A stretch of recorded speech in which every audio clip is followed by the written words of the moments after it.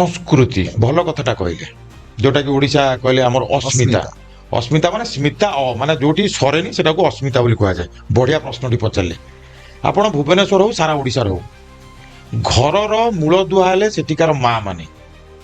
ପୁରୁଷଟି ବାହାରକୁ ଯିବ, ରୋଜଗାର କଥା ଚିନ୍ତା କରିବ, ଘର ସମ୍ଭାଳିବ, ସଂସ୍କାରଟା ଦିଏ ତା ମା ଦିଏ।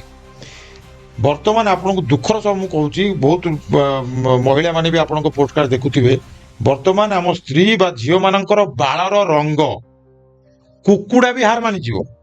ନାଲି, ନୀଳ, ହଳଦିଆ, ନାରଙ୍ଗୀ, ସବୁଜ ଇଏ ରଙ୍ଗ ହେଲା। ଆଚ୍ଛା, ଘୋଡ଼ା ଲାଙ୍ଗୁଡ଼ ସିଏ ବି ବଙ୍କା ହେଇଯିବ, କିନ୍ତୁ ଏଠି ଆଙ୍କର ଯୋଉ କେଶ ବଙ୍କା ହବ ନାହିଁ। ରିଜିନ୍ କଣ ରହୁଛି? ତାର ଗୋଟେ ରିପୋକେସନ ହବ। କଣ ହବ? ତାଙ୍କ ଝିଅ କିମ୍ବା ପୁଅକୁ 5 ବର୍ଷ, ସେ ଦେଖିଲା ମୋ ମା ଏମିତି ରଙ୍ଗ କରିଛି, ସେଇ ଝିଅକୁ 12 ବର୍ଷ ହେଲା। ଆଚ୍ଛା, ମୁଁ ବି ବାଳ ରଙ୍ଗ କରିବି। ତାପରେ ଆଉ ଗୋଟେ ଆସିଯାଇଛି ଏବେ ଟାଟୁ, ଚିତା କୁଟେଇବା।